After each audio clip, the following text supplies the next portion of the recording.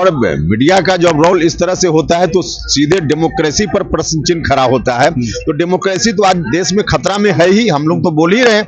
अभी चुनौती से हम लोगों को मिलकर निपटना है। और इनको लग रहा था कि पूरा देश इनके लिए एक खलिहान बना हुआ है जहां ऑपरेशन कमल चलेगा। बिहार में जब ये लोग आए तो बिहार में ऑपरेशन कमल नहीं चला, बल्कि कमल का ही ऑपरेशन हो गया।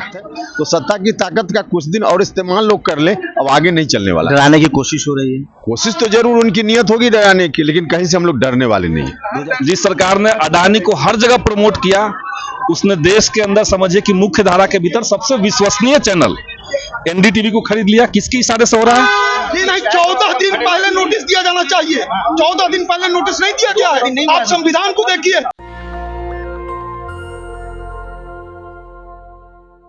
तो ये तस्वीरें बिहार विधानसभा की दिखा रहा हूँ। सोचिए, जब बीजेपी प्रोटेस्ट करती है तो मीडिया का किस तरह से जमावड़ा होता है, लेकिन जब वही बीजेपी के खिलाफ बाकी अपोजिशन जब प्रोटेस्ट करती है तो कोई कवरेज नहीं होता। यही फ़र्क है।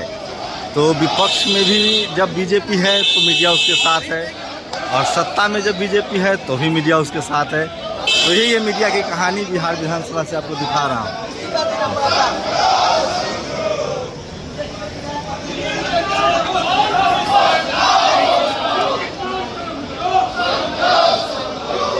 ये बीजेपी के विधायक हैं जो प्रोटेस्ट कर रहे हैं, तस्वीरें दिखा रहा हूँ और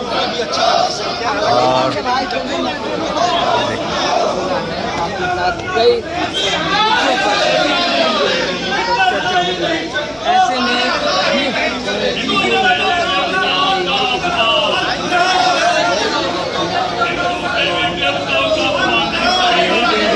जो उनके आरोप लगे के अंदर देने के बाद मेरी रुचि इस बात को जानने में है कि मीडिया कवरेज कैसा है। तो यही पूरा खेल समझिए। ये देखिए,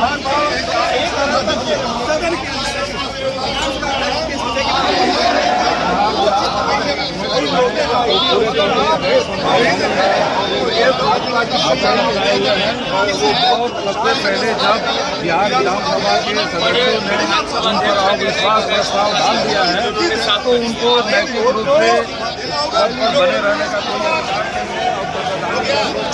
तो ये तस्वीरें दिखा रहा हूँ सिर्फ इसलिए कि मीडिया जो है वो, अगर आप सत्ता पक्ष में है तो भी मीडिया आपके साथ है, विपक्ष में है तो भी मीडिया आपके साथ है। बाकी दलों को ये प्रिविलेज नहीं है। चलिए तमाम अपडेट दे रहा हूँ।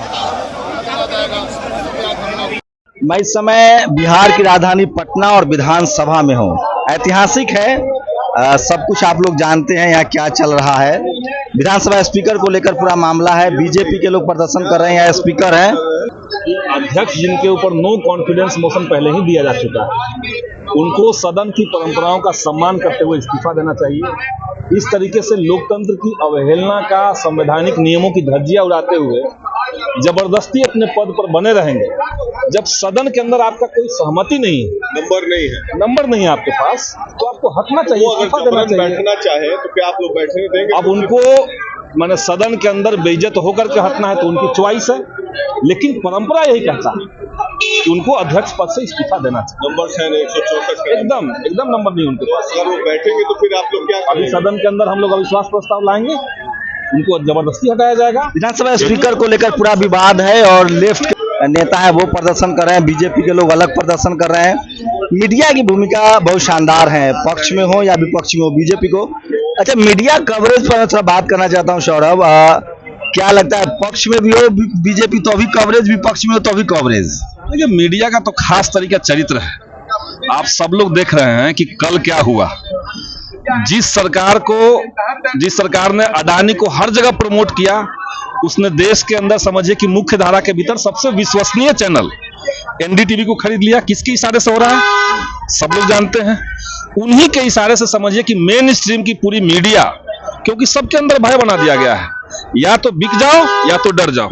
ये आपके यहाँ भी रेड पड़ रहा है अभी बिहार में? हाँ, देखिए ना, मतलब पूरे देश में सब जगह, जैसे उत्तर प्रदेश में अभी आपने सुना होगा कि तमाम मंत्रियों ने खुद कहा कि हमारे विभाग में तबादले को लेकर के इतनी रिश्वतखोरी हुई, इतने पैसे लिए गए, इतनी धांधली हुई। किसी एक भी मंत्री के ऊपर, एक भी अधिकारी के ऊपर रेड नहीं पड़ा। देश भर में घूम घूम करके विपक्ष की ताकतों को डराने के लिए उनको खरीदने के लिए और एक हड़कंप वाली स्थिति पैदा हो जाए विपक्ष के भीतर, इस मैसेज को देने के लिए बीजेपी जो है वो सब जगह पे आप लोग का अलायंस मजबूत है। निश्चित तौर से हमारा गठबंधन मजबूत है। ये विचारधारा पर टिका हुआ गठबंधन है जो देश के संविधान, देश के लोकतंत्र और कहिए कि हिंदुस्तान के अपनी पहचान को बचाने के लिए। एक तो विपक्ष है बीजेपी जिसके पास संख्या नहीं, लेकिन मीडिया से कैसे लड़ पाएंगे? सबसे बड़ा अपोजिशन सत्ता पक्ष के लिए मीडिया है बिहार के। जी निश्चित तौर से, और धीरे धीरे कहिए कि इसमें एक बढ़िया चीज ये हो रहा है कि आम जनता जो है वो अब मीडिया के असल चरित्र को समझ रही है। कहीं भी आप देखिए कि जनता का जो बड़ा आंदोलन हो रहा है, जहां जमावड़ा हो रहा है, वहां पे इस तरह के जो गोदी मीडिया पहुंच रहे हैं तो जनता उनको खदेड़ दे रही है, और ये देश भर में अब चल रहा है। तो धीरे धीरे इनका ये एक्सपोज होंगे, इनका खुलासा होगा, और जितना भी मैनेजमेंट सरकार करना चाहे, ये वैकल्पिक मीडिया जो आ चुका है, आप जैसे तमाम पत्रकार जो हैं, तो वो जनता की आवाज बन रहे हैं, और एक पैरेलल मीडिया जो है देश भर में वो तेजी से विकसित हो रहा है। सौरभ हैं, जेएनयू से पढ़े लिखे हैं, बिहार विधानसभा में पहुंचे हैं और सोशल जस्टिस की लड़ाई को बहुत लड़ने के लिए जाने जाते हैं। शुक्रिया सर हमसे बात करने के लिए। बहुत बहुत शुक्रिया। तो मैं मीडिया की भूमिका पर आपको दिखा रहा हूं कि किस तरह से, है वो अपनी तरीके से। लेकिन मोदी जी तो कहते थे कि सीबीआई का दुरुपयोग होता है कांग्रेस के समय में। जो कुछ भी उन पर जो अविश्वास लाया जा रहा है वो सड़क पे अविश्वास नहीं लाया जा सकता है, सदन में अविश्वास लाया जा सकता है। उनको सदन में जब अविश्वास लाया जा सकता है, आप क्या कहेंगे?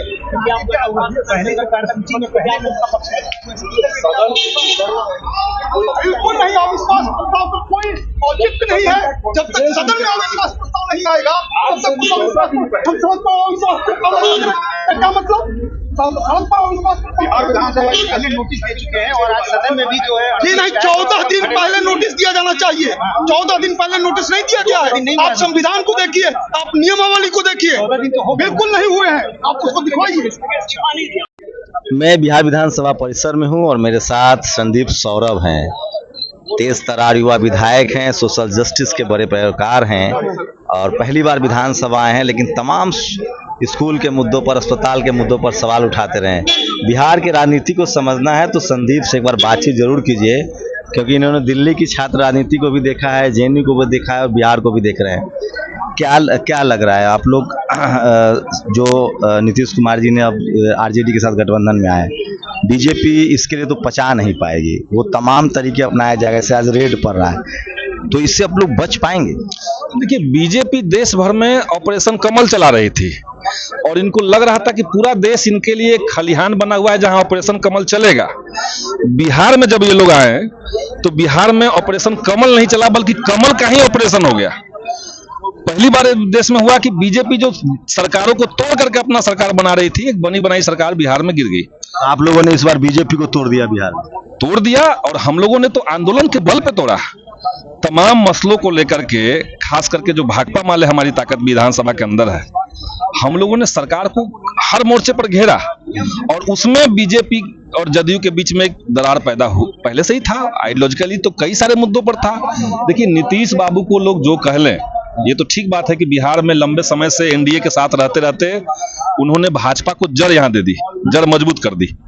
लेकिन इसके बावजूद भी भाजपा का जो प्रोपेगेंडा है, भाजपा का जो बड़ा एजेंडा है देश के अंदर, हिंदू राष्ट्र को लेकर के, दलित पिछड़ों को बाहर धकेल करके सिर्फ मनुवाद को स्थापित करने का जो एजेंडा उनका है, इससे नीतीश कुमार जी का मतभेद तो रहा है। ये मनुवाद बोल पाते हैं आप लोग विधानसभा परिसर और बिहार में? एकदम बोल पाते हैं। मनुवाद बोलने में क्या दिक्कत है? मनुवाद को मनुवाद नहीं, बीजेपी सरकार में थी तभी। हाँ, अभी भी बोलते हैं। तो आप बिहार के विधायकों को डर नहीं लगता है? बाकी लोग जगह तो मैनेज हो जा रहे हैं। बिहार के विधायक डरने वाले कहाँ हैं?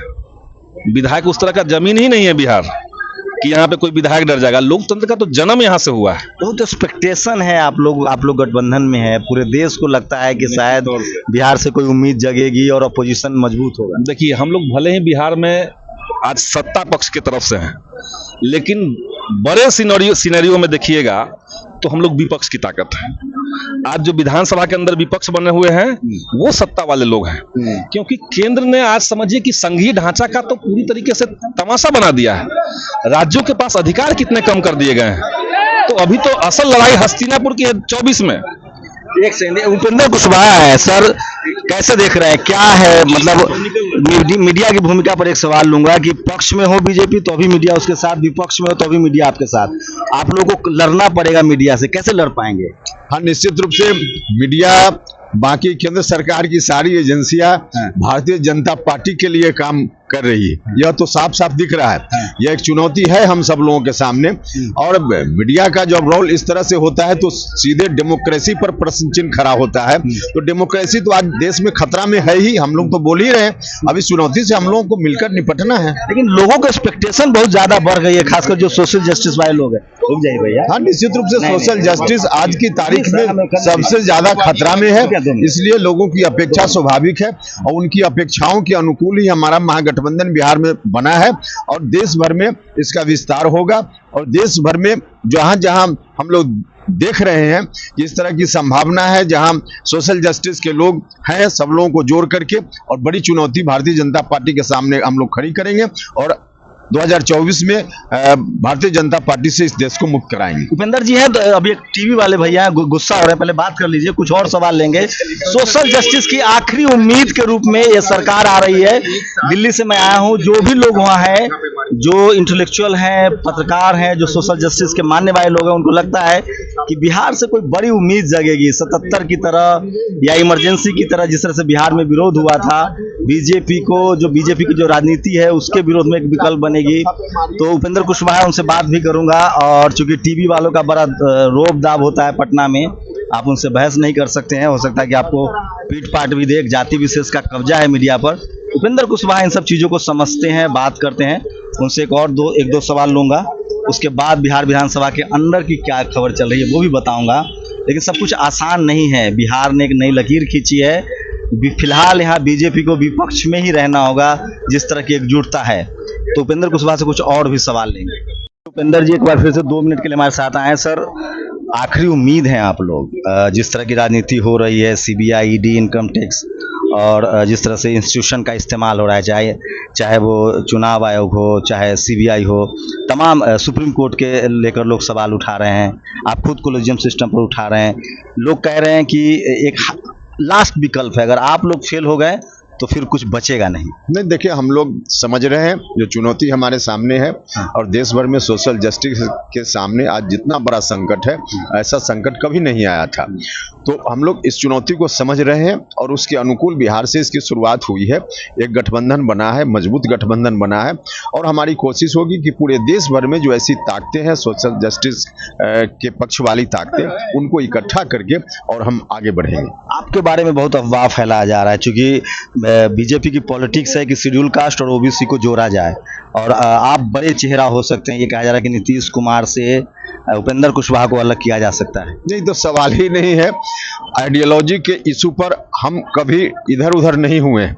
बाकी पॉलिटिकल रास्ता जरूर कभी कभी हम बदले हैं, लेकिन आप देखिएगा, हम एनडीए में तब भी थे अलग पार्टी के रूप में, तो उस वक्त भी हम आइडियोलॉजी से कोई समझौता नहीं करते थे। तो आज भी आइडियोलॉजी से हमारा कोई समझौता नहीं है, और इस देश में सोशल जस्टिस की जो आइडियोलॉजी है वह खतरे में पड़ी, इसीलिए हम फिर से नीतीश कुमार जी के साथ हुए, क्योंकि हम मानते हैं कि नीतीश कुमार जी से बेहतर नेतृत्व इस आइडियोलॉजी को बचाने के लिए इस देश में आज की तारीख में कोई दूसरा नहीं है। तो यह मानकर हम साथ हुए हैं और हम रहेंगे और मजबूती से काम करेंगे। जो लोग भी जो प्रयास कर लें, सब लोग अपने प्रयास में विफल होंगे। एक है सर कि अभी जो बीजेपी के खिलाफ है उसको ईमानदारी का ठप्पा मिल जा रहा है, अगर उसके यहाँ सीबीआई, ईडी का रेड पड़ जाए तो और महा ईमानदार है। इसको कैसे आप लोग, चूंकि जनता में बहुत खुशी है, खासकर जो शोषित वंचित समाज के लोग हैं वो बहुत खुश है, लेकिन उनका रिप्रेजेंटेशन जो है, जो उनके पॉलिटिकल लीडरशिप है, वो चुप है, वो नहीं बोल रहा है। वहां कहीं डर है? देखिए, डर जैसा डर होता तो हम लोग कैसे बोलते, डर की कोई बात नहीं है।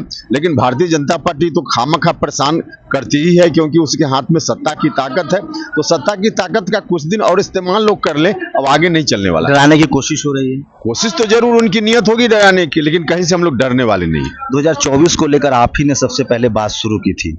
आपकी पार्टी ने कहा भी है कि 2014 में जो आए हैं वो 2024 में नहीं रहेंगे। दिल्ली में बैठ के एक बड़ी कॉन्स्पिरेसी हो रही है कि कुछ प्रधानमंत्री के और चेहरे उभारे जाएं।